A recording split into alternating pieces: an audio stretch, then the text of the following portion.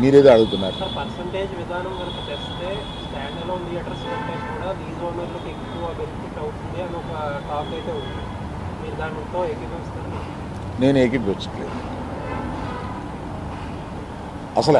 అప్పుడైతే థియేటర్లకి మేలు జరుగుతుందంటే అది మరి దాన్ని సపోర్ట్ చేయాల్సిందేమో.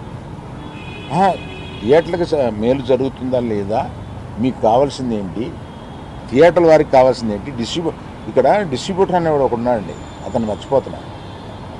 డిస్ట్రిబ్యూటర్కి ఏం కావాలో కూడా ఆలోచించాలి.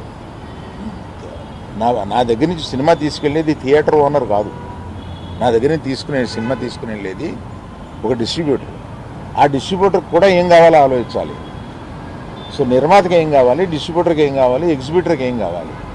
కాకపోతే ఒక వాదన డిస్ట్రిబ్యూటర్కి నష్టం జరిగితే ఆటోమేటిక్గా తక్కువ రేట్లు పెట్టడమో కొనడం మేనేజ్మెంట్ చేస్తారో, నిర్మాతలు ఎఫెక్ట్ అవుతారు, నిర్మాతలు ఎఫెక్ట్ అయితే ఆటోమేటిక్గా రెమ్యూనరేషన్ కూడా తగ్గుతాయని కొంతమంది అంటారు. అది ఫార్ ఫెచ్డ్ థాట్.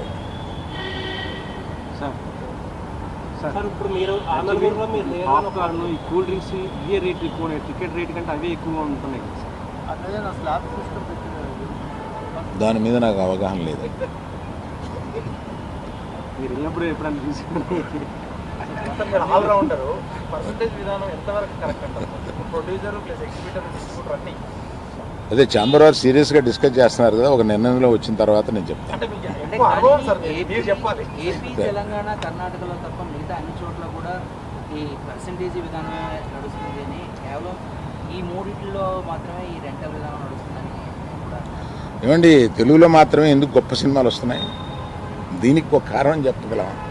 అలాగే ఆ పరిస్థితులను బట్టే వస్తుంది తప్ప అన్నిటికీ ఓ రీజన్ ఉంటుందండి. సార్ ఈ డిమాండ్ ఫస్ట్ ఈస్ట్ గోదావరిలో స్టార్ట్ అయింది. మీరు ఫాలో అయ్యి ఉంటే ఫస్ట్ ఈస్ట్ గోదావరిలో స్టార్ట్ అయింది. వాళ్ళు పిలుపునిచ్చే టైంకి అసలు జూన్ 12న పవన్ కళ్యాణ్ గారి సినిమా వస్తుందని ఎవరికి తెలియదు. అప్పటికి అనౌన్స్ కూడా చేయలేదు. వాళ్ళు ఏదో పోస్ట్ పోన్ అయ్యింది, ఏదో జరిగింది. సో అసలు ఇలాంటి ఉద్దేశమే లేదు, హరిహర వీరమల్లుని ఇబ్బంది పెట్టే ఉద్దేశం. కాకపోతే ఈ పర్సంటేజ్ విధానం, ఈ థియేటర్ స్ట్రైక్ని వ్యతిరేకించే వాళ్ళు తీసుకొచ్చి పవన్ కళ్యాణ్ గారి సినిమా ఇందులోకి లాగారు.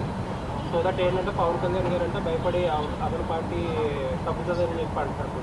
ఏమండి, ఒకవేళ స్ట్రైక్ చేయాలనుకుంటే తర్వాత ఇంకొకసారి అయినా చేస్తారు.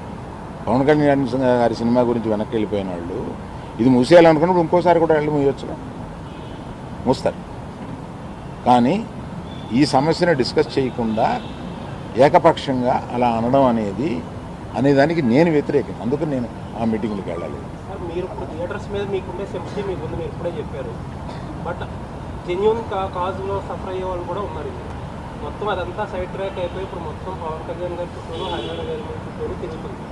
ఇన్ఫాక్ట్ ఆ ఇష్యూ లేకపోతే మీరు బయట వచ్చేవారు కాదేమో. దీన్ని ఎలా చూడొచ్చు అంటే మీరు చెప్పిన దాంట్లో ప్రశ్న ఏం లేదు, ఎలా చూడొచ్చు అంటే ఇప్పుడు ఇష్యూ అంతా అసలు రియల్ ఇష్యూ అంతా సైడ్ ట్రాక్ అయిపోయింది. ఎవరో దాని గురించి మాట్లాడట్లేదు. ఇప్పుడు మొత్తం మాట్లాడేదంతా హరియాణ. అది మీ అభిప్రాయం అయితే ఇక్కడికి వచ్చి చెప్పండి.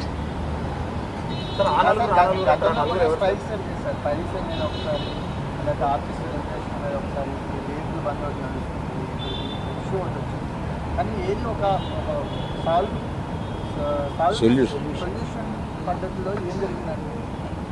సొల్యూషన్ అయిపోయిందంటే బంధువులు ఎంతవరకు ఉపయోగపడింది?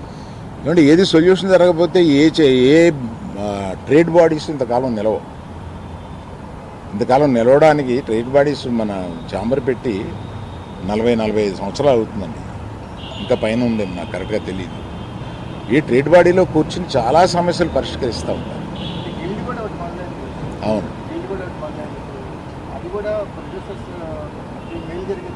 అవును.